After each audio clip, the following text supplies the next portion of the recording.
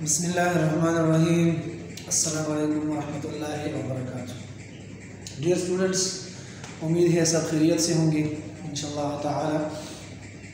جس طرح کہ ہم پہلے کلاس میں پڑھ چکے ہیں، انسان جب اللہ تعالیٰ نے دنیا میں بھیجا ہے تو اس کی کچھ رسپانسبلٹیز بھی ہیں، کچھ ذمہ داریاں بھی ہیں، اور ان ذمہ داریوں میں سے ہم نے تھوڑے سی ذمہ داریاں حقوق العباد کے جو ٹاپکس تھے وہ ہم تھوڑے سے پڑھ چکے ہیں۔ اب حقوق العباد میں ہی کچھ ذمہ داریاں اور بھی ہیں جس کا بالواسطہ تعلق حقوق اللہ سے ہے اور بالذات تعلق حقوق العباد سے بھی ہے۔ تو اس معاشرتی ذمہ داریوں میں سے ایک کا نام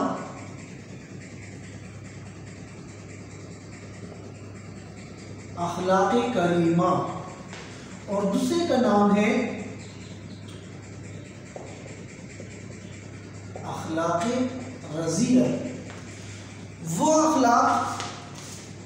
اخلاق جو یا تو انسان کی اچائی کی طرف لے کے جا رہے ہیں، جس کو کریمہ کے نام سے موسوم کیا جاتا ہے، یا وہ اخلاق جو انسان کو برائیوں کی طرف لے کے جا رہے ہیں یا برے کاموں کی طرف منسوب کیا جاتا ہے، تو اس کا نام اخلاق رذیلہ ہے۔ اخلاق کریمہ میں بہت سارے ایسے ٹرمینالوجیز ہیں، بہت سارے ایسی چیزیں ہیں جس کو ہم فالو کریں، جس کو ہم اپنے آپ پہ اپلائی کریں تو اس سے انسانی زندگی دنیا میں ہی مزین بن جاتی ہے، آخرت ویسے بھی اچھا بن جاتا ہے۔ تو سب سے پہلے جو ہے اخلاق کریمہ میں سے دیانت داری ہے۔ دیانت داری، ہم نے وہ کام کرنے ہیں جس میں ہمارا اگر تعلق غیر مسلموں سے ہو، نان مسلموں سے ہو، ہمارا تعلق مسلم سے ہو، چاہے وہ ہم کسی کے ساتھ لین دین کر رہے ہو، معاملات کر رہے ہو، یا ٹیچنگ فیلڈ میں ہیں، یا اس طرح تعلیمی شعبے میں ہیں، یا ہم اسٹوڈنٹس ہیں، پڑھ رہے ہیں، تو ہم اپنا کام بھرپور اپنی جو ان کی مطلوبہ طریقہ کار ہے اس کے مطابق کیا کریں، تو یہ دیانت داری ہے۔ اس میں سے اگر انسان دیکھیں، ایک ہوتا ہے عادل، ایک ہوتا ہے احسان۔ عادل وہ ہوتا ہے کہ آپ جس کام کی آپ سے مطلوبہ امید کی جاتی ہے کہ آپ نے اتنا کام کرنا ہے، اسی کے مطابق بالکل پرفیکٹ کام کیا جائے تو اس کو عادل کہتے ہیں۔ اگر جو کام آپ سے مطلوب ہو اور اس مطلوبہ کام کی جو طریقہ کار ہے اس سے آپ نے بڑھ کر کام کیا، اس سے بھی اچھا کام کیا، تو اس کا نام احسان ہے۔ تو دیانت داری کو ہم پھر عادل اور احسان کے ساتھ ہی اٹھائیں گے، عادل احسان، یا ہم عادل سے کام کریں گے، یعنی جو کام ہم کر رہے ہیں تو اس کام سے جو ہم سے مطالبہ کیا جاتا ہے یا ہم سے مطلوب کیا جاتا ہے، ہم سے جو امیدیں لگائی جاتی ہیں، تو اس کے مطابق اگر ہم کام کریں تو عادل دیانت داری میں، اور اگر اس کام کو اپنی مطلوبہ امید سے بھی بڑھ کر کریں تو اس کا نام ہے احسان۔ تو یہ دیانت داری میں انسان ہر وہ کام جو اللہ تعالیٰ نے مطلب دنیا میں اس کو ایک فرصت دی ہے، مہلت دی ہے، تو فرصت اور مہلت ملنے پر انسان سے جو مطلوبہ امید رکھی جاتی ہے اس کے مطابق کام کیا کرے، تو اٹس کالڈ دیانت داری۔ پھر اگر وہ صحیح پرفیکٹ کام کے مطابق کیا جائے تو عادل، اور اگر اس سے بھی بڑھ کر کی جائے تو وہ احسان۔ اور اگر جو کام آپ سے مطلوب ہے اور اس مطلوبہ کام میں آپ یا تو کام چوری کر رہے ہیں، یا وہ کام صحیح طریقے سے نہیں کر رہے، یا جس طرح امید کی جاتی ہے اس امید پر آپ پورا نہیں اترتے، تو وہ اخلاق رذیلہ میں پھر آئے گا خیانت۔ دیانت داری ہے تو اس کے مقابلے میں خیانت آئے گا، وہ پھر انشاءاللہ اخلاق رذائل میں ہم پڑھیں گے۔ لیکن اخلاق کریمہ میں سب سے پہلا چیز جو ہے وہ ہے دیانت داری۔ اس کے بارے میں اللہ تعالیٰ کا ارشاد بھی ہے، ان اللہ یأمرکم ان تؤدوا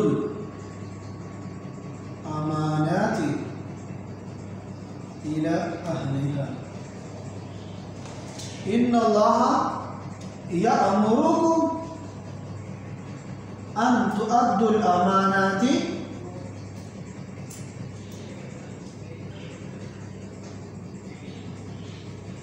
الى اہلها، یعنی وہ اللہ تعالیٰ آپ کو حکم دیتا ہے کہ آپ امانات کو، یعنی جو آپ کے پاس امانت ہے، جس انداز میں آپ کے ساتھ امانت ہے، اس کو آپ نے اپنے اہل تک، اپنے صحیح لوگوں تک صحیح طریقے سے پہنچانا ہے۔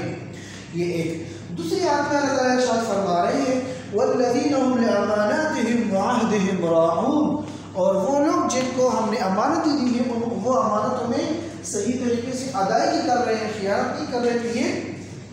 یہ دیانتداری سب سے پہلا سٹیپ ہے، سب سے پہلی سیڑھی ہے۔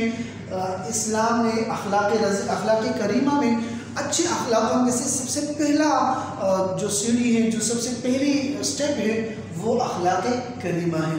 تو یہ اخلاق کریمہ سب سے پہلا۔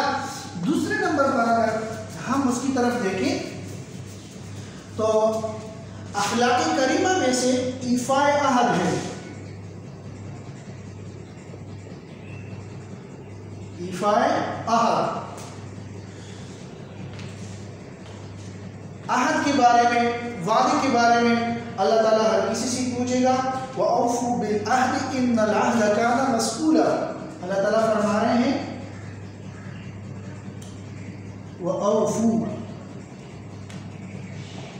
بِالْعَهْدِ إِنَّ الْعَهْدَ كَانَ مَسْئُولًا۔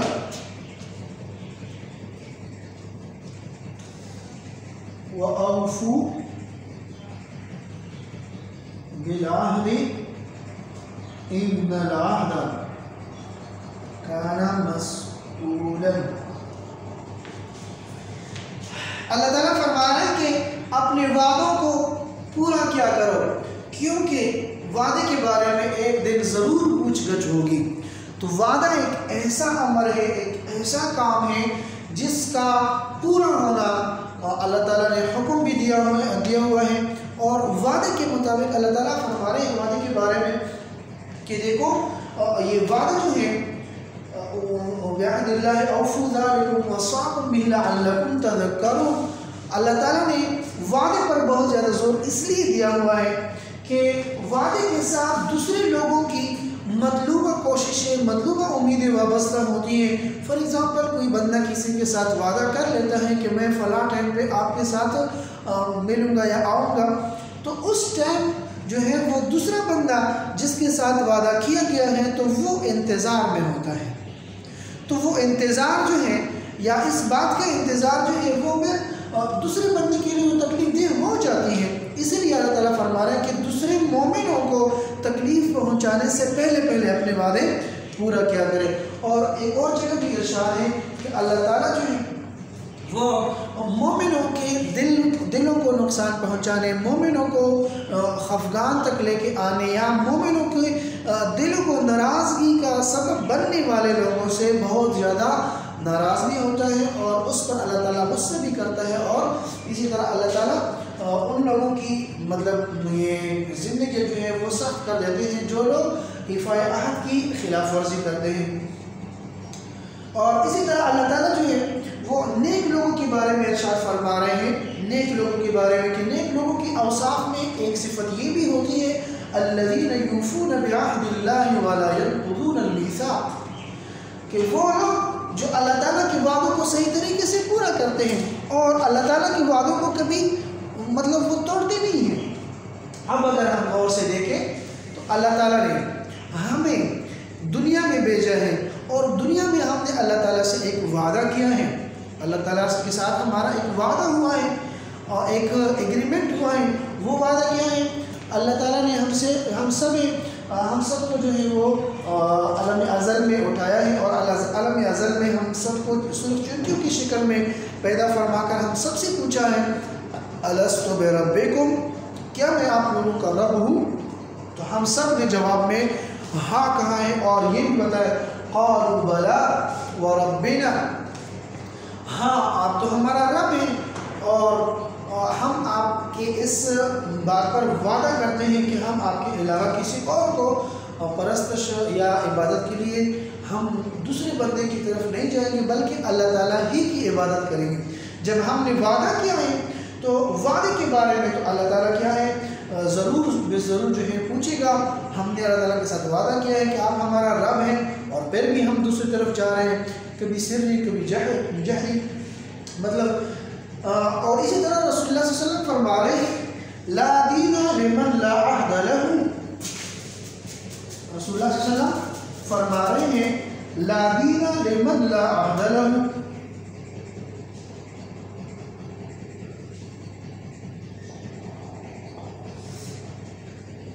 اس کا کوئی دین نہیں، اس کا کوئی دین نہیں جس نے وعدہ پورا کرنے کا کوئی اس میں گن نہ ہو، یا کوئی بندہ وعدہ پورا نہیں کر سکتا، وہ اس کا دین میں کچھ حصہ نہیں ہے۔ مطلب اگر کوئی بندہ وعدے کا پابند نہیں، وعدے کا پاس نہیں رکھ سکتا، اس کا دین میں کچھ حصہ اللہ تعالیٰ نے ختم فرمایا ہے۔ رسول اللہ صلی اللہ علیہ وسلم نے فرمایا کہ اس کا کوئی حصہ بھی دین میں نہیں ہے جس نے ایفائے عہد پر عمل نہیں کیا۔ تو ایفائے عہد دوسری سیڑھی ہے اخلاق کریمہ کا، مطلب جو اچھے لوگ ہوں گے تو اچھے لوگوں میں سب سے پہلی صفت دیانتداری ہوگی، ہر کام کے ساتھ وہ سنسیئر ہوں گے، اور ایفائے عہد دوسری سیڑھی دوسرا سٹیپ ہوگا، جو بھی کام کریں گے تو ایفائے عہد کے ساتھ ہی کریں گے۔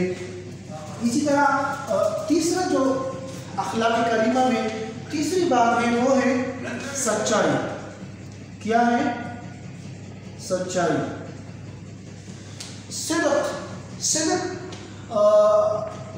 صدق کے بارے میں اللہ تعالیٰ فرما رہے ہیں الصدق ینجی، رسول اللہ صلی اللہ علیہ وسلم فرما رہے ہیں الصدق ینجی والکذب یہلک، الصدق ینجی والکذب یہلک ومن اصدق من اللہ حدیثا، اللہ تعالیٰ فرما رہے ہیں اسی طرح الصدق ینجی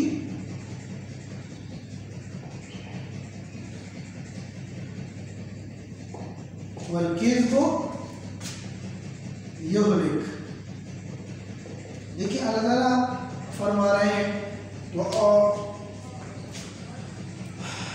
وَمَنْ أَصْدَقُ مِنَ اللَّهِ حَدِيثًا، کس کی اچھی سچی بات جو ہے وہ اس سے بڑھ کر کوئی اور بات ہو سکتی ہے؟ سچائی انسان کو ہر آفت سے محفوظ رکھتی ہے، اور اسی طرح کذب جو ہے انسان جھوٹا جو ہے جھوٹے پن یا جھوٹے جو ہے ہم انشاءاللہ اخلاق رضیہ میں پھر بھی پڑھیں گے، لیکن جھوٹا پن جو ہے وہ انسان کو تباہ کر دیتا ہے۔ الصدق ینجی، صدق جو ہے سچائی جو ہے وہ نجات ہے، اور کذب یہلک، اور جھوٹ جو ہے وہ انسان کو ہلاک کر دیتا ہے۔ اور اللہ تعالیٰ فرما رہے ہیں اللہ سے سچی کس کی بات ہے، کس کی بات سچی ہو سکتی ہے؟ سچائی کے بارے میں سب سے بڑھ کر جو ہمارے امت محمدیہ میں ہے وہ ہے ابو بکر صدیق۔ اس کو صدیق کا لقب بھی اسی وجہ سے ملا ہے کہ وہ ہر بات پہ، بالخصوص اس نے معراج کے موقع پر رسول اللہ صلی اللہ علیہ وسلم کی واقعے کی تصدیق کی، تو اس تصدیق کا نام صدق آیا، اور اسی طرح حضرت ابو بکر صدیق کا لقب بھی صدیق منتخب ہوا۔ تو یہ صدق جو ہے سچائی، اسی طرح قرآن مجید میں اگر ہم دیکھیں تو انبیاء کی صفات میں سے سچائی اور ایفائے عہد اور یہ صدق، یہ سب سے اہم صفات جو ہیں وہ بتائے گئے ہیں۔ تو ہم بھی یہاں پہ مختصراً یہ بات کر رہے ہیں کہ ایفائے عہد اور اسی طرح صدق جو ہے سچائی جو ہے انسان کو یہ زندگی جو ہے وہ انسان کی زندگی بنا دیتی ہے، انسانی زندگی اچھائی کی طرف لے کے جا رہی ہے۔ تو یہ اخلاق کریمہ میں سے تیسرا سٹیپ جو ہے وہ سچائی ہے۔ وہاں پہ ہم نے دیانتداری کی دو سٹیپ بتائے کہ عدل و انصاف،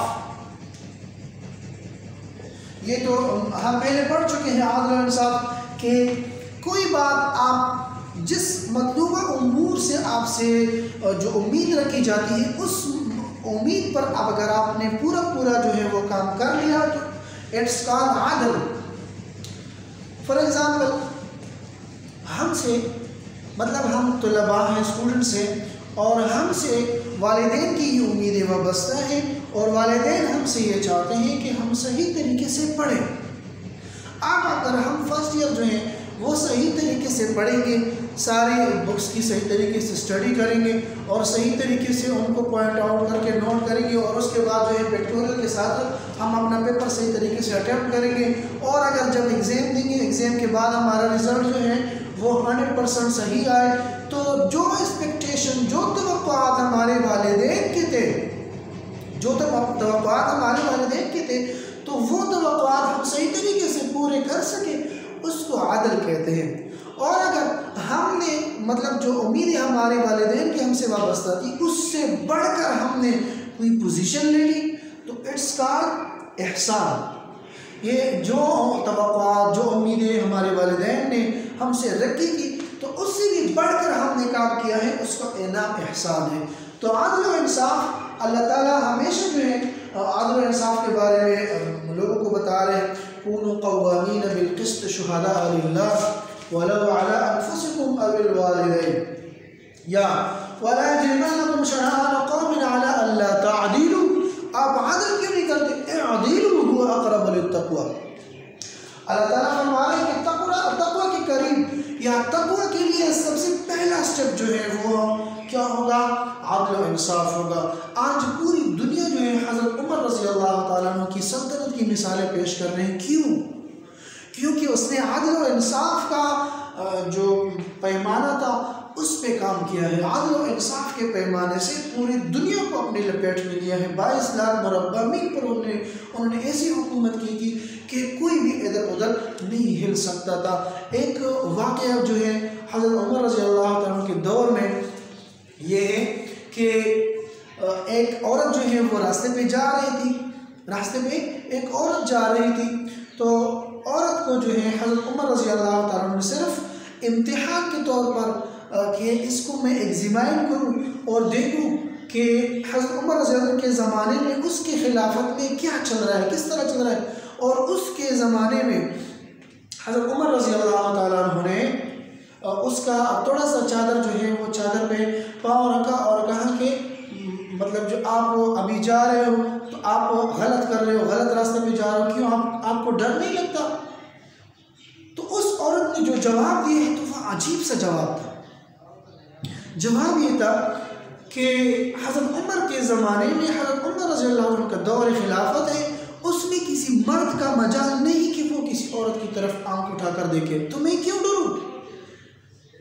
اور آپ نے جو میرے چادر پر پاؤں رکھا ہے تو یا تو آپ عمر ہیں یا آپ خود عمر ہیں اور میری امتحان لینا چاہتے ہیں، اور یا آپ عمر کی خلافت سے بے خبر ہیں۔ تو اتنی بڑی سلطنت اور اس کی اتنی بڑی جو ہے وہ روب اور دبدبہ، اکثر کتابوں میں آتا ہے کہ بچے جب زیادہ روتے تھے، جس طرح آج کل بچے رو رہے ہیں تو ہم کہتے ہیں او چپ ہو جاؤ ورنہ بلا آئے گی اور یہ ہوگا وہ ہوگا، کتے آئیں گے۔ اور اس زمانے میں اگر کوئی بچہ رو رہا تھا تو اس کو چپ کرانے کے لوگ کہتے تھے چپ ہو جاؤ ورنہ عمر آئے گا۔ عمر تو عمر کی اتنی بڑی نام شان و شوکت کس وجہ سے تھی؟ عدل و انصاف کی وجہ سے۔ تو عدل و انصاف ایک اخلاقی کریمہ میں اور بالخصوص تقویٰ تک پہنچنے کے لیے سب سے پہلا بنیادی سٹیپ ہے۔ تو یہ عدل و انصاف کے بارے میں ہے۔ تو عدل و انصاف کے بعد، سچائی کے بعد پھر ہے احترام، قانون کی پاسداری، قانون کا احترام، ڈسپلن جو ہے وہ ہر ادارے میں ہر جگہ پہ ہوگی۔ فار ایگزامپل آپ کسی روڈ پہ جا رہے ہیں تو روڈ کا اپنا ڈسپلن ہے، آپ کسی ہوائی جہاز میں جا رہے ہیں تو ایروپلین کا، ایئر فورس کا اپنی ہی ڈسپلن ہے کہ اسی طریقے سے آپ نے بیٹھنا ہوگا، اٹھنا ہوگا، چلنا ہوگا۔ جہاں بھی آپ جائیں گے تو دنیا میں ہم آئے ہیں تو دنیا کا اپنا ڈسپلن ہے، قیامت میں جائیں گے تو قیامت میں اپنا ڈسپلن ہوگا، قبر میں جائیں گے تو قبر میں اپنا ڈسپلن ہے۔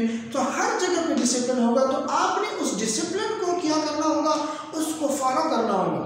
ایسا نہیں کہ آپ کسی ادارے پہ تو جا رہے ہیں لیکن اس کے رولز ریگولیشن کو آپ فالو نہیں کریں گے تو آپ تب تک آپ کامیاب نہیں بن سکتے جب تک آپ نے اس ادارے کے رولز ریگولیشن فالو نہ کیے ہو. تو فار ایگزامپل کوئی اسٹوڈنٹ ہے تو وہ طالب علم کے دوران اس کے رولز ریگولیشن جو ہے کہ صحیح طریقے سے اپنے لیے اسٹڈی کے لیے ٹائم ٹیبل بنائے, پورا دن جو ہے وہ سلیبس کی شکل میں لائے کہ فلاں ٹائم پہ میں نے یہ کرنا ہے, فلاں ٹائم پہ یہ اسٹڈی کرنی ہے, فلاں ٹائم اس کے لیے نکالنا ہے, اور فلاں دن جو ہے میں نے فلاں سبجیکٹ جو ہے پڑھنے ہیں, اور بورڈ کی تیاری اس طرح ہم کریں گے, کالج کی تیاری ہم اس طرح کریں گے. تو یہ ساری ڈسپلن وائز جو آپ زندگی گزار رہے ہیں تو اٹس کا احترام قانون یا قانون کا احترام. فار ایگزامپل جس طرح ہم فارن کنٹریز جاتے ہیں تو فارن کنٹریز میں ہم جانے سے پہلے ہم اپنا پاسپورٹ اور ویزا وغیرہ لے لیتے ہیں, پھر بورڈنگ پاس ہوتی ہے, پھر اس کے بعد یہ جو تلاشی وغیرہ لیتے ہیں تو اس کی طرف لے کے جاتے ہیں, یا پھر اس کے بعد پھر جب ہوائی جہاز میں مطلب بیٹھ جاتے ہیں تو اس میں ہمارے جو ہینڈ کیری ہوتا ہے, اسی طرح جو ہمارے بیگز وغیرہ ہوتے ہیں وہ چیک ہوتے ہیں کہ چھوٹا ہے بڑا ہے, وہاں آ سکتا ہے نہیں آ سکتا. تو ساری چیزوں کو ڈسپلن وائز مطلب جو ہے وہ ڈیل کرتے ہیں. تو اس کا آپ نے قانون کا احترام کرنا ہے. آپ نے یہ نہیں کہنا کہ میں تو فلاں بڑے عہدیدار کا بیٹا ہوں, بڑے سیٹ والے کا بیٹا ہوں, مجھے یہ کرنا ہے, مجھے نہیں. احترام قانون ہر کسی پر فرض ہوتا ہے, چاہے وہ خود اعلیٰ عہدیدار کیوں نہ ہو. تو قانون کا احترام اسلام ہمیں بتا رہا ہے کہ قانون کا احترام کرنا چاہیے چاہے آپ جس جگہ پہ بھی رہ رہے ہو. فار ایگزامپل آپ مسلمان ہیں اور کسی نان مسلم کنٹری میں آپ رہ رہے ہیں تو آپ نے بھی وہاں کے رولز ریگولیشن کو صحیح طریقے سے فالو کرنا ہے, رولز ریگولیشن کا احترام کرنا ہے. ایسا نہ سمجھے کہ یہ تو غیر مسلموں کے قوانین ہیں, اس کا میں کیوں پاسداری کروں یا قانون کا احترام کیوں کروں. نہیں, قانون کا احترام آپ پر ضروری ہے, لازم ہے, چاہے آپ جس جگہ پہ بھی رہ رہے ہیں. تو قانون کا احترام بھی یہ معاشرت کی ذمہ داریوں میں اخلاقی کریمہ میں ہم پر لاگو ہوتا ہے. اس کے بعد ہے کسب حلال. کسب حلال, کسب حلال.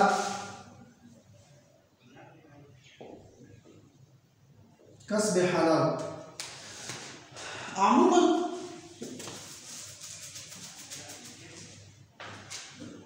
ہم جب کوئی کام کر لیتے ہیں یا کوئی جاب وغیرہ نوکری وغیرہ کر لیتے ہیں تو ہمارے ذہنوں میں یہ بات آتی ہے کہ رزق کا ذمہ تو اللہ تعالیٰ ہی نے لیا ہے, تو پھر ہم نوکری جاب وغیرہ کیوں کریں, بزنس کیوں کریں, کوئی ملازمت کیوں اختیار کریں. جب اللہ تعالیٰ نے رزق کا ذمہ لیا ہے تو پھر ہمیں بھی کیوں کرنا چاہیے. تو یہاں پہ ایک بات آپ نوٹ کر لیں کہ ایک ہے انسان کا رزق کی ذمہ داری, وہ تو اللہ تعالیٰ نے لی ہے, لیکن انسان پر بھی محنت لازم رکھا ہے. انسان محنت کرے گا تب جو ہے اللہ تعالیٰ نے رزق کا ذمہ کر دیا, لیکن انسان کا محنت بھی شرط کر رکھا ہے. انسان اگر محنت نہیں کرے گا تو وہ شرط جو ہے اس سے فوت ہوا, پھر اللہ تعالیٰ کی مرضی ہے, چاہے دے چاہے نہ دے. اس کی مثال اسی طرح ہے جس طرح پرندے اپنے گھونسلے میں بیٹھ جاتے ہیں. فار ایگزامپل وہ پرندہ, اس کی رزق کی ذمہ داری بھی اللہ تعالیٰ نے لی ہے, لیکن وہ پرندہ اپنے گھونسلے سے نہیں مطلب اڑتی, تو وہ اس کو پھر اللہ تعالیٰ جو ہے گھونسلے میں تو رزق نہیں تھا بلکہ وہ اس کو نکلنا ہوگا. پرندوں کا کوئی بزنس کاروبار وغیرہ نہیں ہوتا, لیکن اس کو اپنے گھونسلے سے اٹھ کر جانا ہوگا, اڑنا ہوگا, اور یہ تلاش کرنا ہوگا, محنت کرنی ہوگی. پھر وہ جب صبح جاتے ہیں تو پھر واپس لوٹنے تک ان کو پوری رزق جو ہے وہ مل جاتی ہے, وہ صحیح طریقے سے مطلب یہ اس کا پیٹ وغیرہ سب سارا بھر جاتا ہے, مطلب بھوک وغیرہ ختم ہو جاتی ہے. لیکن محنت شرط ہے, اپنے گھونسلے سے اٹھ کر اپنا محنت ضروری ہوگا, محنت کر لیا اور صحیح طریقے سے وہ پہنچ گیا اور اللہ تعالیٰ پر بھروسہ رکھا. پھر اس کے بعد اس پر کوئی دوش نہیں ہے کہ اللہ تعالیٰ پہ رزق کم دے گا یا زیادہ دے گا, یہ تو اللہ تعالیٰ کی طرف سے ہے. لیکن کسب حلال عین عبادت ہے. ہم نے تلاش کرنا ہے کہ حلال رزق کی ہم تلاش کریں, حرام کی نہیں.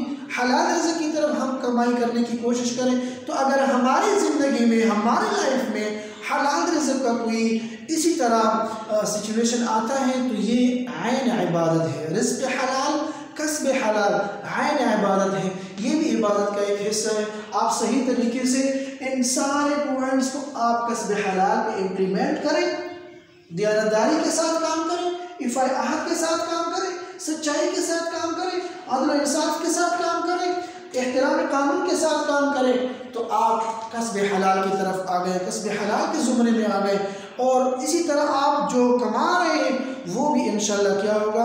حلال ہوگا، اللہ تعالیٰ اس میں برکت بھی ڈالے گا اور وہ آپ کے لیے منافع بخش بھی ہوگا۔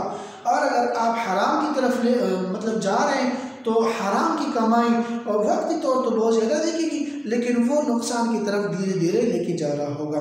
تو کسب حلال یہ بھی انسان پر کیا ہے؟ ضروری ہے۔ یا ایھا الرسل کلوا من الطیبات واعملوا صالحا، اللہ تعالیٰ فرما رہے ہیں کہ اے پیغمبروں پاک اور صاف چیزیں جو ہیں کھایا کرو اور بری کاموں سے، بری باتوں سے دور رہو، اعملوا صالحا، نیک کام کیا کرو۔